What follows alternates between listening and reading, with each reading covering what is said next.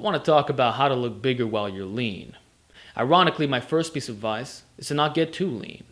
There is an optimal range for maximizing the size and definition in a way where you're not looking too fluffy. I believe that 12 to 15% body fat is the way to go if you want a nice little hybrid blend. And no, that's not really that fluffy, guys. It's super athletic, super healthy, and you will be defined as fuck in all the right places, and you're not going to have the fat face. Now, I'll tell you what is problematic for most. Single-digit body fat percentage, especially if you're natural, trying to rock that long term. You will absolutely never maximize your size in that state. Not as a natural. You will look stringier, you will look flatter 100% of the time. You'll always look bigger with a little bit of extra fluff, which is why you have to identify what the range is. In my opinion, it's 12 to 15%, which is also the style that old school bodybuilders would rock. That's solid. But when you go single digit, 6, 7, 8, 9, not recommended for looking really big. So understand there's a massive difference between lean and shredded. And I've talked about that in the past. And of course, even though I'm giving you a range right now, I also don't want you to overly obsess about these numbers in the first place. And to give you a basic example, it would be like looking at my physique when I was at 160 compared to now, 169, 170-ish. So to me, it's worth it. You sacrifice a little bit of leanness, but you're still lean. It's a general term after all. So get a little bit of extra fluff, and I guarantee that you're going to look bigger. The trick is to not overdo it. So my second piece of advice is to go a size down on all your clothing. So if you normally wear XL, go to L. And if you normally wear large pants, go to medium. Don't overcomplicate it. Don't think twice about it. When you're in a leaner state, your clothes will absolutely be smaller. They will not be as tight. They won't be as form-fitting, which is also why I recommend get slim fit if you can. Or just get the Asian clothing. Those tend to be smaller. But you want to have clothes that accentuate your leanness. And the same goes for tanks. In fact, I recommend that you get into stringers. Some find it to be douchey, but I'm telling you that when you have the cuts, it really brings out that physique. It really brings out definition. Because a regular tank is a little bit too wide. It covers up a lot of the lines and veins and everything. So wear stringers primarily. And of course, go a size down on those as well. You don't want to be droopy around the waist. That doesn't look too good, guys. So when you're bear mode, yeah, the larger shirt sizes are snug everywhere. And since you have the bigger gut to go with it, or rather bigger waist, not gut, it's not going to be loose around the stomach. But if you're lean and you try doing the same shirt sizes, it just won't look the best. So drop the ego. It doesn't matter if it says M or L or whatever.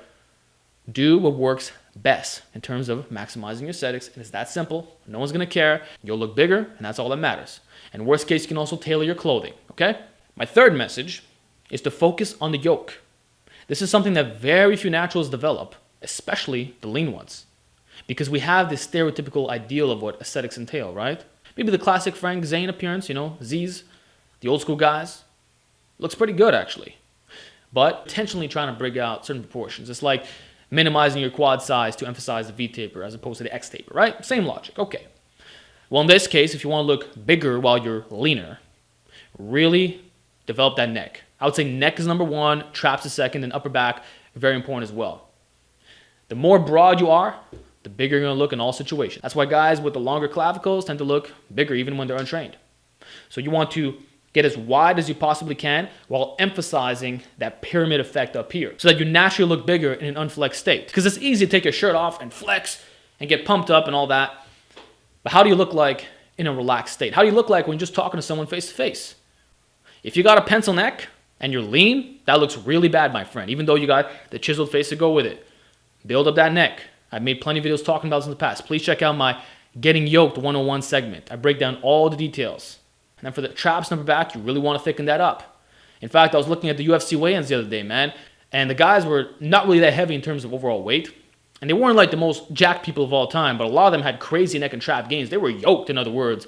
And when you saw them take their shirt off, there was something different about their physique. It just looked fucking hard, you know what I'm saying? So what I'm suggesting is to focus on the yoke, even though you're not bear mode. And I think that's one of the key reasons why my physique right now looks a little bit different than other guys. It's not crazy, it's not significant. But people still comment on my traps, even though they're not as big as they used to be. So, get yoked. It'll also enhance the way that the shirts feel on you, okay? So you're still getting some of those effects. But I would say definitely neck is number one in this equation.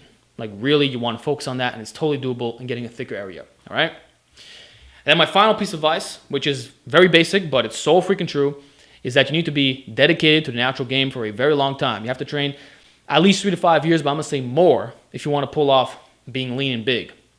Basically, the more jacked you are, the more you can get away with. The ones who tend to not look so good while lean are novice lifters, intermediates. But as you go advanced or even elite, you tend to look pretty good while lean. Like imagine you could bench 405 for 1 rep max. I can't even do that. And then you lean down, right? You're gonna have a better physique than the guy who was at 315 or 275. Most cases, yeah.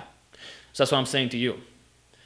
Maybe focus on the bulk for now. Maybe don't worry so much about the shreds. Instead, get strong as fuck, get jacked as hell, and then when you cut down, you can reveal what's always been there.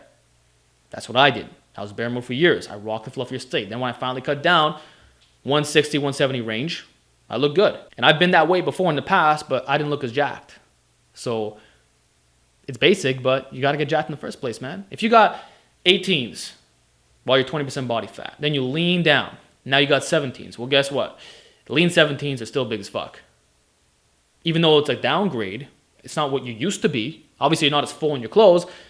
It's still muscular. That's what I'm saying. You have to be jacked to look jacked while in a lean state. Guys don't think about it, but it's the most basic thing ever.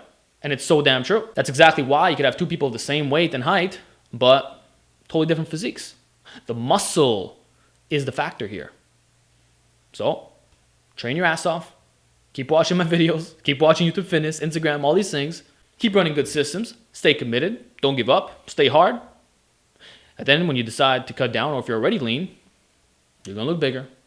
So that's my advice to every single one of you. So that's it, guys. A very simple video. I hope it helps out those who are trying to look bigger while being in a leaner state. Obviously, the ideal thing would be to bulk up. Then you don't have to worry about this as much. But I understand everybody has different objectives. And I would say there's always a hybrid answer. Not everything is black and white.